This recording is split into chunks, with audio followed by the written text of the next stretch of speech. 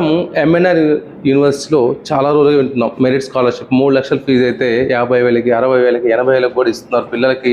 వాళ్ళకి కావాల్సింది merit students మాత్రమే, డబ్బు కాదంటున్నారు. అది ఎంతవరకు నిజమో గ్రౌండ్లో క్లాస్ రూమ్లో అడిగి తెలుసుకున్నాం. ఏం పేరమ్మా? వరుణ్. మీ యూనివర్సిటీ వాళ్ళు చెప్తే నిజమేనా? నిజమే సార్.